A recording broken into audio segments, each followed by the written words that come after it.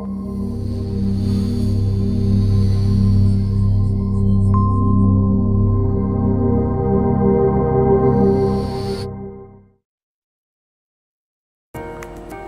there, I'm Craig from Solar and welcome to this video guide in which we are going to show you how to set up the Wi-Fi connectivity so that you can monitor the inverters online via the xCloud and the SolarMan portal.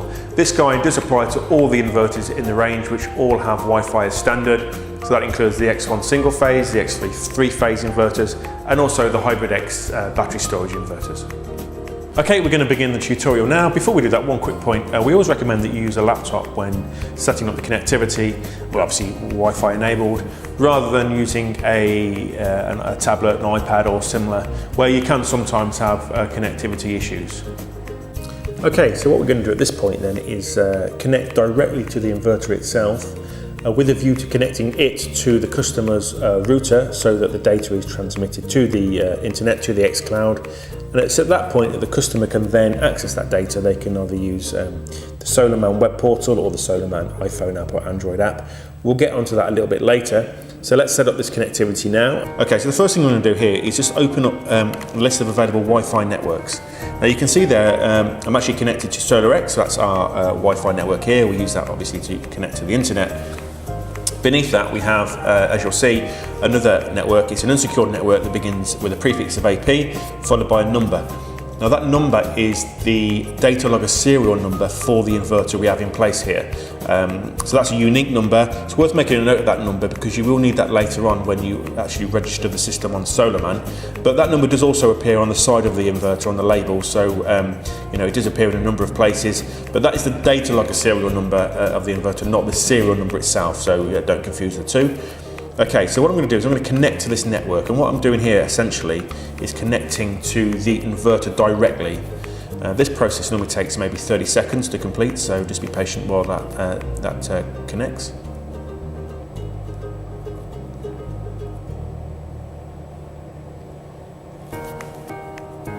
Okay, so that connection is now complete. You'll see there it says that the connection is limited.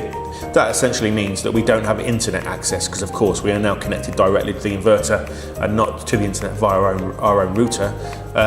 So that's fine. So what we're going to do now is we're going to open up a web browser. Okay, so we're on Google Chrome here, and what I'm going to do is put in the IP address of the inverter. This IP address is always the same, it never changes. So it's 10.10.100.254.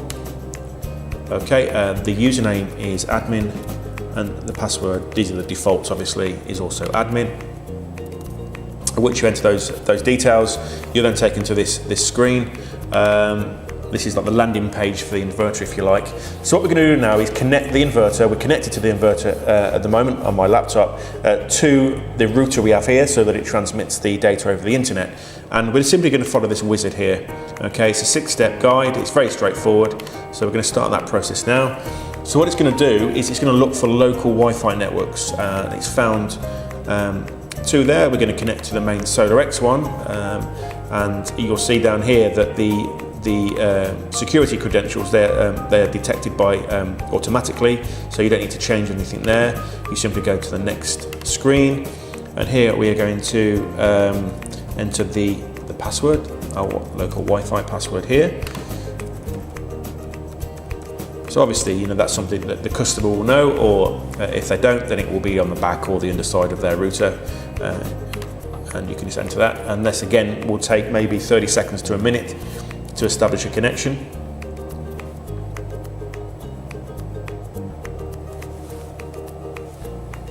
Okay, so that's completed. Okay, the next screen here, it says please fill in the following information.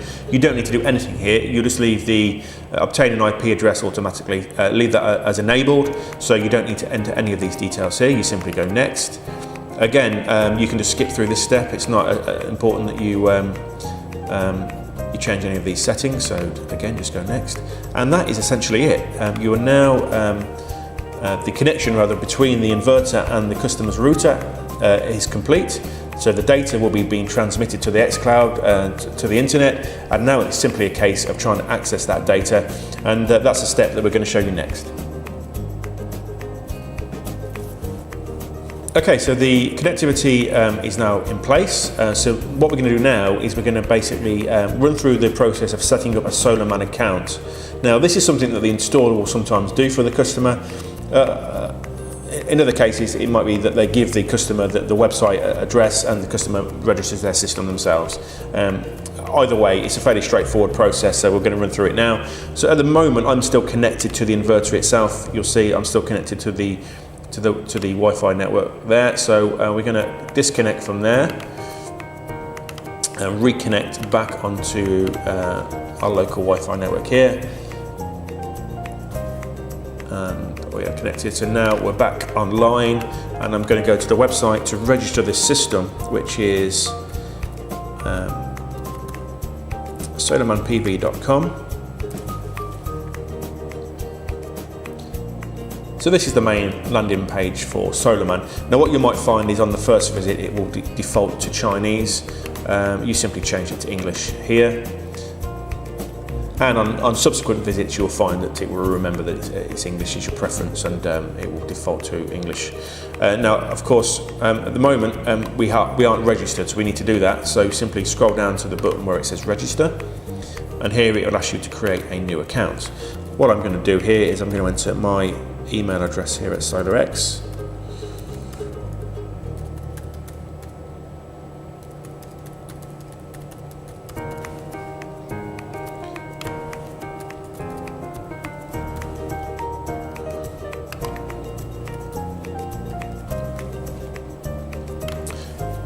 Okay, we're going to skip on to the next step then. Once it's just done that, it will go to this screen, and this is your this is where you enter the details of your system. Okay, so some of these fields are compulsory. You'll see with the red asterisk. Others are not. You can skip, but obviously the most important thing is to give your system a name. Now you can call it whatever you want. We recommend that the standard here will be to put the surname of the customer followed by their location. So in my case, I would put my surname and then also my location. And by doing that, it makes it easy to identify systems, especially if you're an installer and you have an admin account for SolarMan and you have lots of installs on there. It makes it easy to identify them very quickly. Okay, you can change the image here. The default is just this image of some PV modules, but you can actually put a photograph of the property, or if you're a company, an installation company, you can maybe put your logo there. Okay, so these ones are all now pretty self-explanatory, so we'll just change the country to the UK. Okay, so our system here is installed in Nuneaton in Warwickshire. Okay, we're not going to put the street name in because we'll just put the postcode in. Always best to put a space here. It doesn't recognise it if you take the space out. Time zone, we're basically going to select GMT with daylight saving enabled. Number format you can leave as it is. Temperature unit is down to yourself. You can either have Celsius or Fahrenheit, so let's just change that to Celsius. Size of the system, we have a 4 kilowatt system here at our head office. Feed-in tariff as it stands is 14.38 pence. That will obviously alter in time, so just enter what the tariff is at the time that you register the system. Okay, these aren't compulsory, but we always recommend that you enter the correct details here. So the panel type, just select from the drop-down list if you've got Sharp or whatever it is. In our case, we have Eco Future from Sun to Light. Our inverter type is obviously a SolarX inverter. So we select that from the list. Description, you can put a description there if you wish. It's not compulsory. And you'll see further down here, there are some other fields that are not required. Installer, name and phone. You don't need to leave any details here, and I recommend you probably don't. Installer, you can put the name of the installation company. It's always good to know. This is the most important field of all. This is where you enter the data logger serial number. And if you remember, that serial number you can view here. Now when you enter it here, it's very important you don't put the AP prefix before it. You just literally put the number. So in this case, I would put the 6077284464 in this field here. Once I've done that, I would go to complete. Now I'm not going to do it here because this our system here is already registered on SolarMan. But essentially all I would do at this point is enter the data logger serial number, hit complete, and that would be it. I would then be able to log in and access the data from the inverter. So what I'm going to do now is we'll assume that that's gone through okay. I'm going to go back to the main home page. Okay, and here this time we're going to log in. So this is the login screen. Now what you might want to do is enter this page, the login page, as a bookmark in your browser, so you can access it easily. So here we're going to enter the email address we registered for our system here. So I'll log in and show you it in action.